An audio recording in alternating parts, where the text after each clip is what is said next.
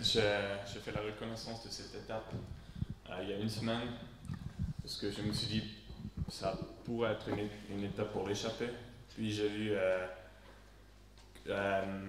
comme ils ont annoncé la météo avec beaucoup de pluie, avec un vent fort de l'ouest.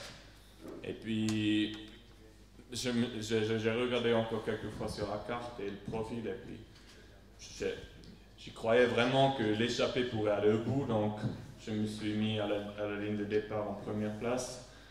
J'ai suivi les attaques et la première c'était la bonne. Puis on était à 6 avec 2 Katyusha. Donc j'ai essayé de garder le plus d'énergie possible.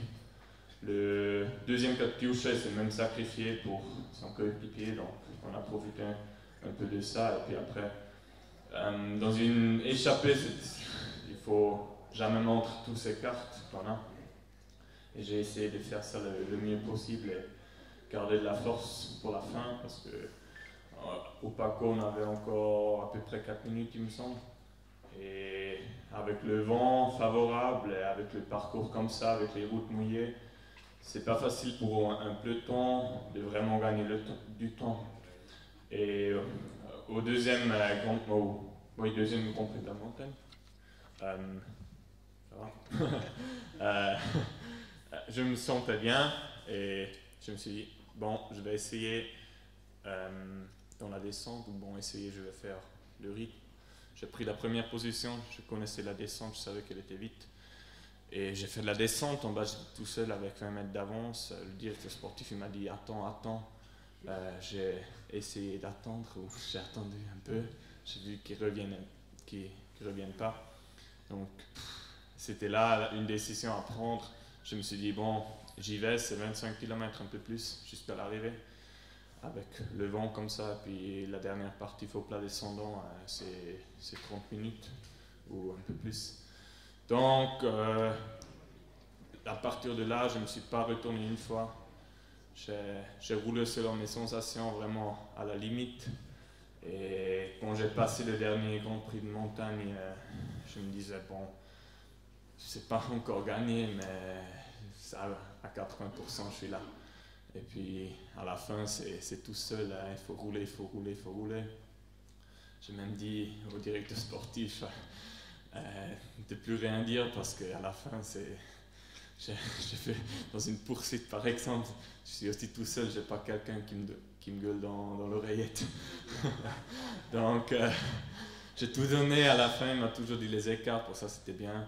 Et à 2 km de l'arrivée, il m'a dit 20 secondes. J'ai encore tout donné jusqu'au dernier rond-point là, et puis après c'était faux plat descendant. Je me suis retourné à 200 mètres de la ligne pour la première fois depuis 25 km. Et il n'y avait que des motos et des voitures. Et devant moi la ligne d'arrivée. Donc c'est ça le plus beau moment d'un coureur, ou pour moi c'est toujours le plus bon moment quand tu sais, tu as gagné, quand tu sais, celle-là, elle est pour moi. Et puis j'ai savouré. Merci et bravo, merci de nous faire partager ces émotions-là. Beaucoup d'observateurs disent on a assisté aujourd'hui à la naissance d'un nouveau grand champion du cyclisme suisse. Alors, on le sait depuis plusieurs années, notamment ces histoires-là. Mais toi, est-ce que tu te sens comme un grand champion maintenant? Bon, j'étais né en 1993. Mais ce sont des choses que les journalistes ils aiment bien à écrire et ils aiment bien d'entendre d'un coureur. Mais moi, je mets le focus sur mon entraînement, sur mes courses. Et mon objectif, c'est de gagner. Et aujourd'hui, j'y arrivais. Donc, pour moi, c'était une bonne journée. Et je pense pas si je deviens quelqu'un ou un champion ou bla bla. Parce que je prends coup d'un coup. Donc, ouais, je mets le focus sur mes points forts. Comme les grands champions, d'ailleurs. Question? Oui. Stéphane, ciao. Cette année, la BMC t'a choisi pour participer, je crois, dans la première partie du Tour d'Italie. Qu'est-ce que signifie pour toi? Avec quel objectif tu viendras à la fin de la semaine prochaine au Tour d'Italie? Tu seras au départ du Tour d'Italie. Question de la Gazzetta dello Sport. Il me donne beaucoup de confiance dès le début. dès que j'ai signé le contrat avec le BMC Development Team même, je peux dire. Et ils ont vu ma progression, ils ont vu déjà dans les camps d'entraînement que j'étais un des forts dans le contre-la-montre par équipe et un contre-la-montre par équipe au Giro le premier jour.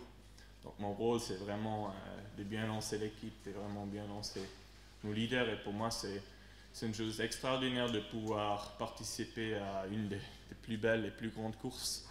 Je crois que je peux apprendre beaucoup. Merci, autre question. Oui. Après une telle victoire sur le World Tour, on a envie de revenir sur la piste. Est-ce qu'on peut comparer par exemple ton titre de champion du monde à Paris et une victoire comme aujourd'hui?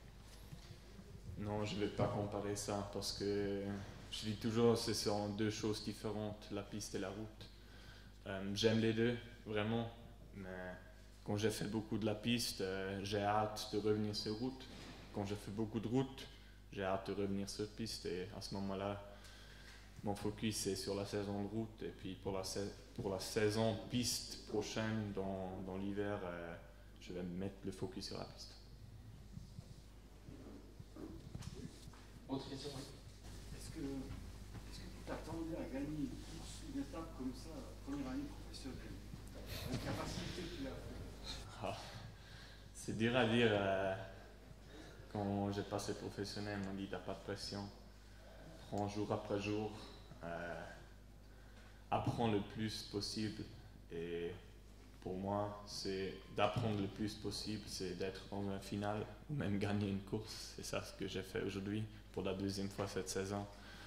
Je peux dire d'être ici en début de mai. C'est le 1er mai, il me semble. L'année passée, j'ai aussi gagné une course, mais aux U23, donc c'est vraiment autre chose de gagner en World Tour. Et c'est extraordinaire. Ça me donne vraiment du moral que je suis parmi les meilleurs. Maintenant, tu vas être attendu encore plus. Ouais. Je sais. Je sais pas. Comme je dis, je me concentre sur moi et je ne me concentre pas sur les avis des autres ou qu'est-ce que les autres coureurs ils pensent de moi. Stéphane, Oui. le public italien pour le moment ne te connaît pas bien, évidemment. Pourquoi, comme tu es arrivé au cyclisme comme sport, pourquoi tu as choisi le cyclisme? Alors, peut-être premièrement, je dois dire que ma famille a aucune histoire dans le sport, je ne connais pas le mot. J'aimais toujours de faire du vélo, j'ai bien aimé, j'ai profité quand j'étais sur le vélo.